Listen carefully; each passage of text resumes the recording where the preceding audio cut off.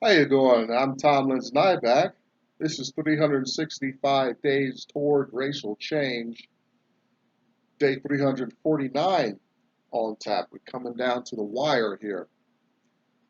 We're here talking about being black in America. We will go outside the borders once in a while to other parts of the world, rarely, but to understand how racism is really a global issue.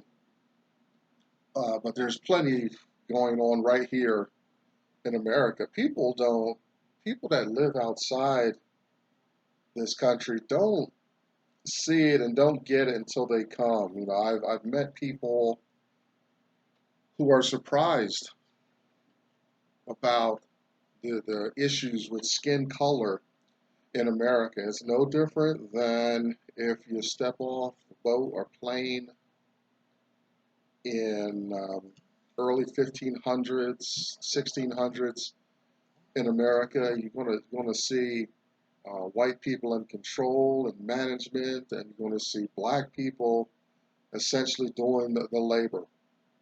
Same thing. I mean, it's the same thing today. It's not changed or gone anywhere.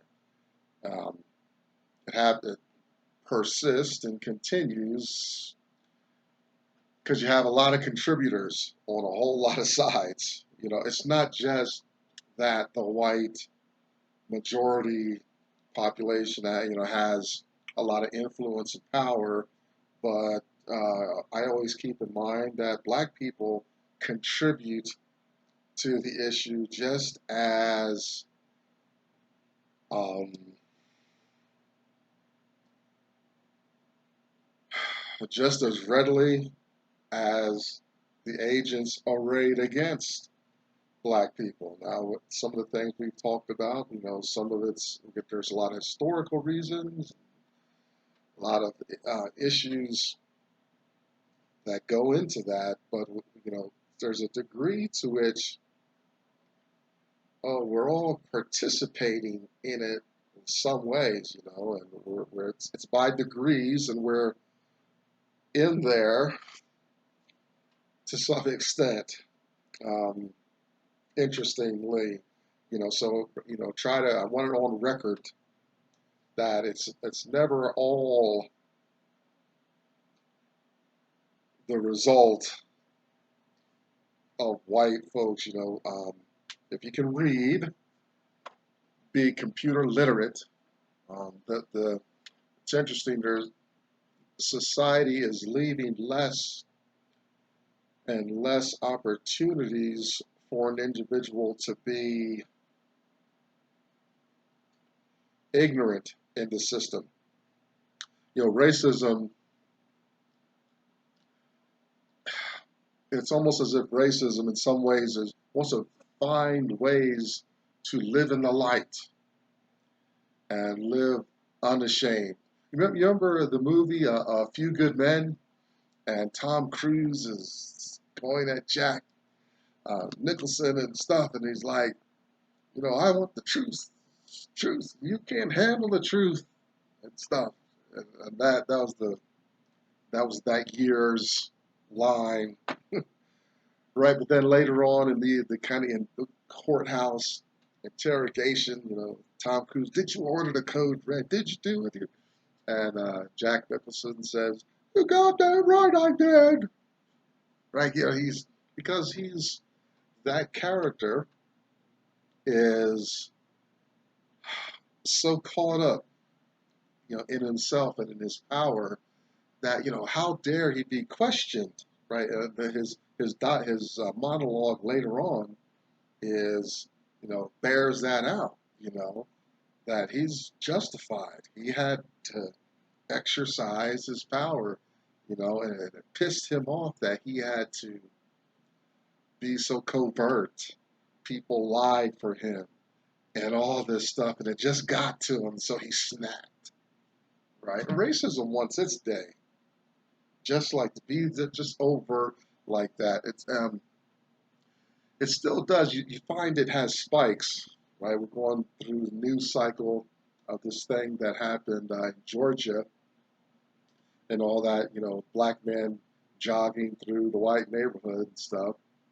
But you find like um, racism wants that type to be at that level. You know, almost almost like back in the 1500s, 1600s. You could beat a slave to death. You could shoot a slave in the face. You could rape a slave and stuff, and there's no consequences behind it. You know, but it's a now that history has moved forward, society has put some checks and balances and some layers in.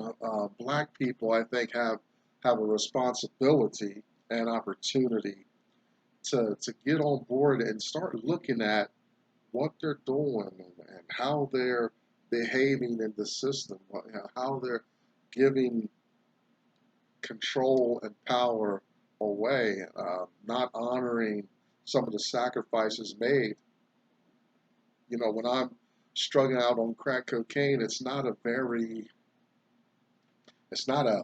an activity that honors uh, my ancestors being, stacked together like sardines in the bottom of a ship, trying to survive their first encounter with the water and stuff like that, and being abused and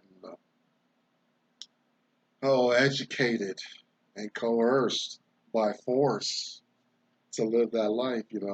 Engaging in behavior that's going to enrich and empower um, my oppressors is not honoring the, the challenges that they lived through to have me arrive here in this time period.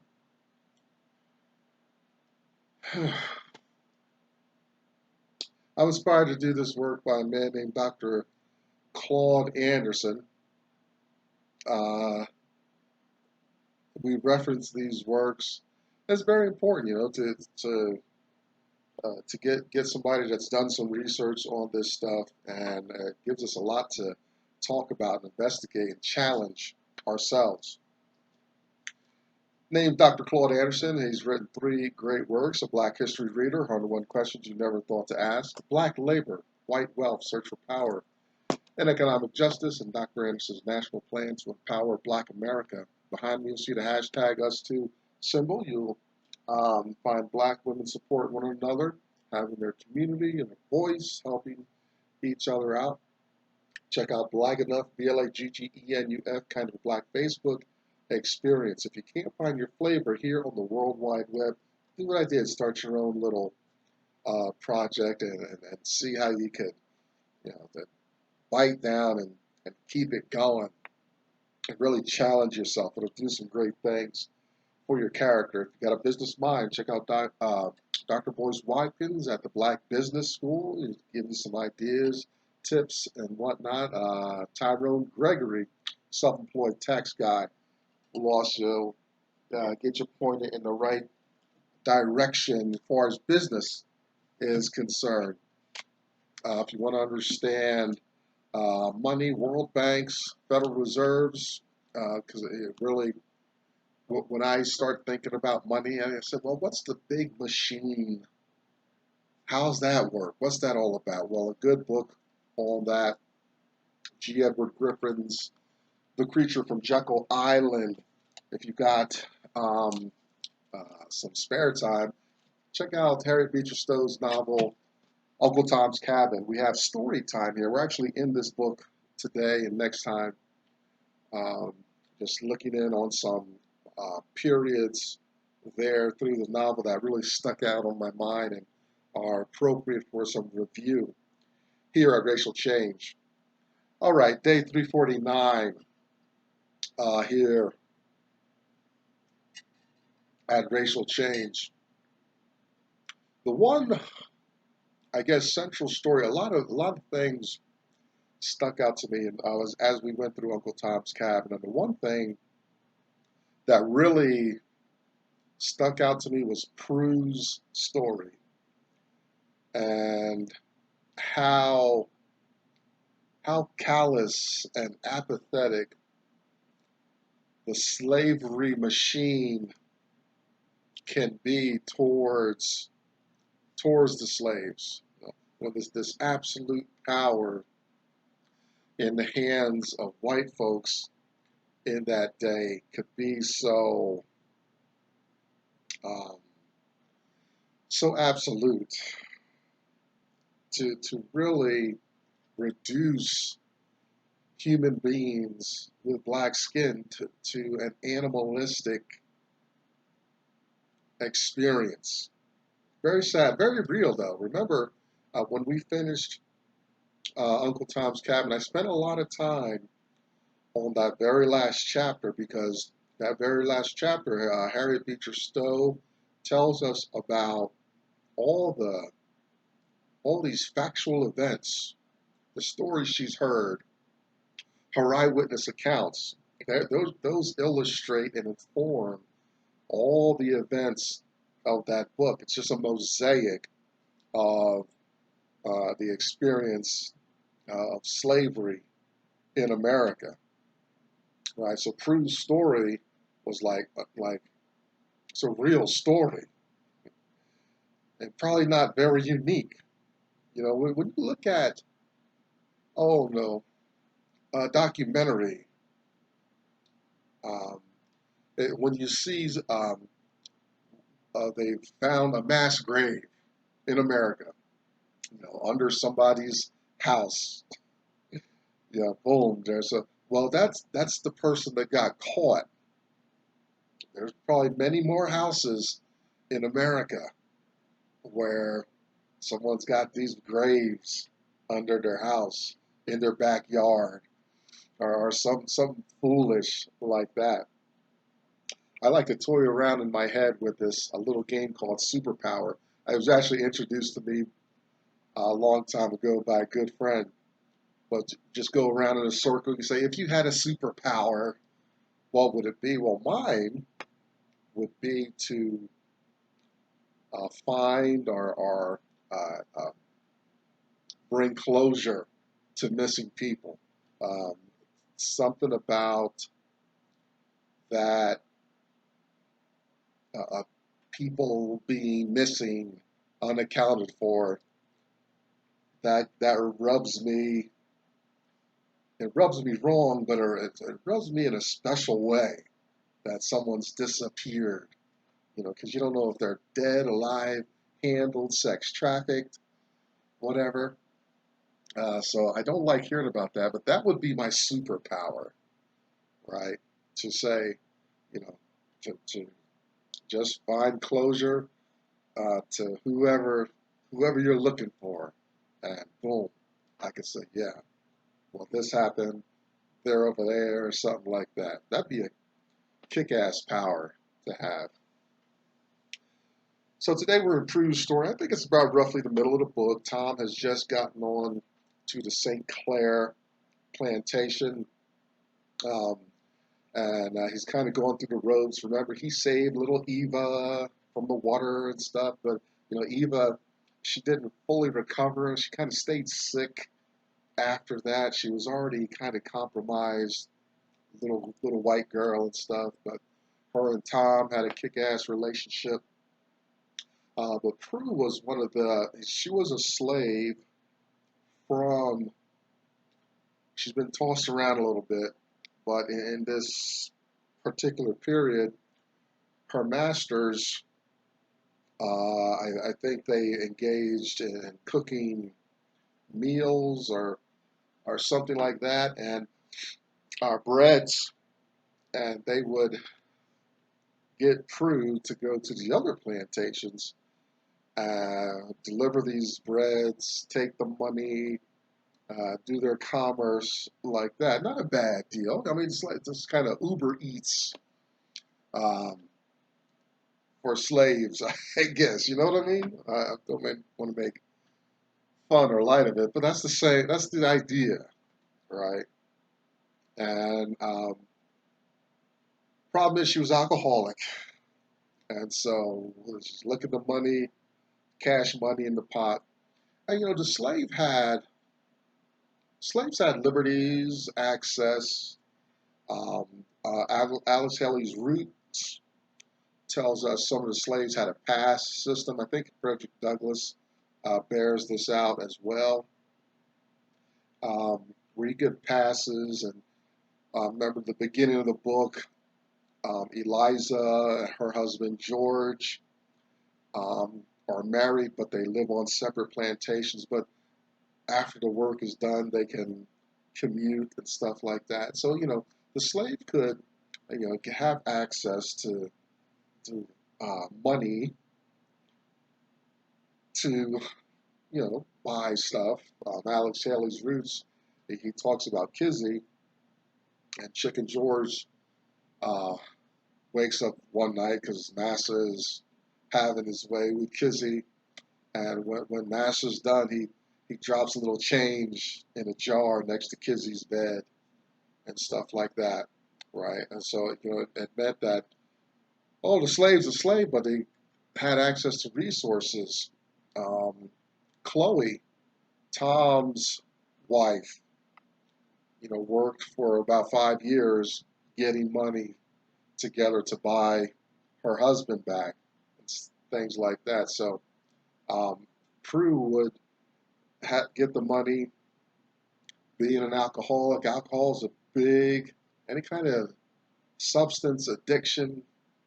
That's that's going to drive you hard, almost worse than a slave master. In Prue's instant, yeah, it was worse because the alcoholism and some mental issues we're going to talk about in a moment she's dealing with were so powerful that it caused her to not be afraid of any blowback or repercussions from stealing money out of the basket, right? But she just had to have a drink. And the story goes on where she gets, she does get caught often, and she gets beaten often, uh, but it doesn't dissuade her from engaging in stealing this money, things like that. It's interesting in the story. Kind of makes no sense for her masters to keep giving her that opportunity. Like her masters um, try to beat behavior and obedience into her. And for slavery, while that was a big part of it, I don't think the slaves were. After a while, the beating isn't going to get you where you want to go. If you remember, I think it's Denzel Washington and Matthew Broderick, I think his name is. And Denzel Washington is a slave, and he's kind of he's had his problems coming up, and he gets caught doing some bad stuff, deserting for a while, and so he's going to be whipped. And when they take off Denzel Washington's character's shirt, his back is not just scarred, but it's calloused from being whipped so much. And the whippings, it's you're breaking skin, and there's blood, there's pain, and blood loss. In the book Drapetomania, good another book about slavery and stuff like that. A book early in the book, it talks about a young man being whipped to death. I mean, that's got to be a terrible, painful way to go. Your skin is being lashed, and you're just blood loss, right? You're starting to get towards the crucifixion level at that point. Prue's an alcoholic. Can't help herself. She's got some other issues. and all that. But she comes and one of the things that are illustrated in uh, Harriet's book is how the slaves treated each other. And in Prue's case, the slaves in Tom's uh, community, now the St. Clair plantation in the kitchen, the slaves are not very fond of Prue. They look at her alcoholism as something she should control. She's a bad person for drinking. Um, they're very judgmental uh, at her and against her and don't approve of her. They say poor things about her. Prue has really been through a lot, so she handles their their disapproval and whatnot. She kind of handles it in stride, um, but they're very brutal to her, as you see when you read the story. And all that, we find her again, like the seeds, what's going on in the nation, what you see, we see it fleshed out even in the 21st century, judgmental. And I've been that way towards black people. I remember when I was first, um, where I went into the mission circuit for my cocaine problem and stuff like that. How I was in the inner city and I I'm looking at the behavior around me, and I'm so judgmental. And boy, they are so rotten, these people around me, and I'm not taking into account their story, how they got to that situation, what what's home life like. I had it relatively easy in my upbringing. Um, at least my parents were together for a moment to have some semblance before they succumbed and divorced and whatnot. And I grew up kind of in a clean environment out in the woods, so I didn't have any respect for the experience that happens to black children inside an inner city, uh, where there is drugs and crime and stuff like that. And I came so um, with so much pride, yet by the time I got myself out of there, um, I was probably worse. My behavior and attitude was dangerously worse than all the people I had a judgment on.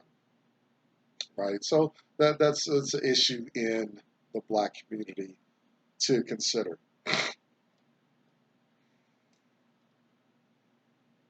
Tom does his best. You remember Tom he's devout Christian. He's got his Bible and some verses in his head, and that has carried him. It always elevates him in the context of his experience as a slave, because white people, they may use religion to exercise control, but when a person's really when they're really religiously devout, there is a level of character there you can tend to trust, and you know you want you're looking for that because the world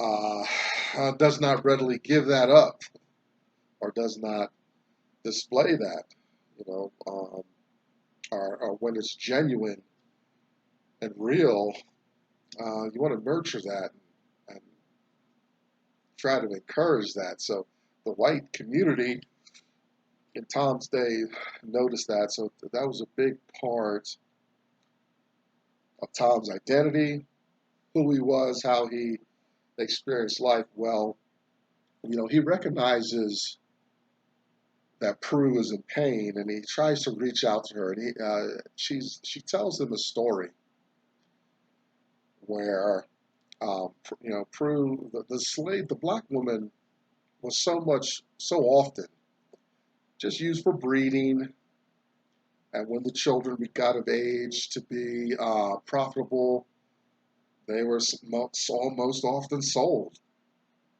by um, by slave masters who did not think that slaves valued family and things like that. Well, so Prue's been around a whole lot, and so she tells Tom. Um, Tom's like, trust Jesus and things like that, but she's like, let me tell you a little story. And I had a child, but my masters at that time were very cruel, and not the ones she's with presently, but one of her previous masters. And the lady of the house was very just unreasonable, uh, fragile, and believed her slave was supposed to be present 24/7, like a king or queen in a castle you might find over in Europe. How the royal family in England might live, where they, 2 a.m. They cough and someone's at the door to rescue them and minister to their needs, right? So Prue ran into a woman like that, and this woman, after Prue had her baby, didn't care that um, Prue had a baby and that the baby had needs and things like that. She wanted Prue with her 24/7, ready to go, ready at the slightest whisper to serve the white master. And Prue, she made Prue put the baby off somewhere. Now it's up in the air. I don't know, like, if this was just Prue alone in this space, because apparently the baby, when she left the baby alone, it wasn't like she had the other slave babysitters in this story. In the story, she has to practically abandon the baby and then go, in her brief spare moments, take care of the baby. And of course, a baby's not going to last long uh, in that kind of care. So the baby cried and starved to death. And that baby's crying assaulted Prue's ears. So the baby dies. Prue is half insane with maternal love and care. And, as a consequence, she's moved around, but in that space, she's picked up alcohol to try to work on that. And it says it's just too much pressure for her. So the alcohol is her release from that. Not only that, now she's addicted and she can't keep her hands out of the pot. And so she's being beaten. In the story, soon after Tom and her have that exchange and she shares her story, a little black child comes to the St. Clair house and says, yeah, Prue, they beat her up pretty good, and now she's down in the basement, and the flies have gotten after her. And what the child is saying is that they beat Prue to death and threw her down into the cellar, basement somewhere, and now she's decomposing there, right? It's not murder back then. there's no consequences back then. And like I said at the top of this episode, these kind of incidents that, like Harriet Beecher Stowe has these one-offs, but these kinds of abuses and atrocities were just so probably so much more common uh, in those days, and still somewhere in America, some nut is doing something crazy in the land. So that's Prue's story. I'm never going to forget that. I'll probably read the book again one of these days. I like reading. I've got a whole lot of books actually backed up that I want to get into. But something to think about. Good to honor and revisit Prue's story and all the Prues that came through America's um, most dysfunctional period, this overt slavery in the land, a scourge. That's day 349 out of the way. I'm Tomlin's Nyback. Thanks for hanging out. Again, we'll see you next time. All right, bye-bye.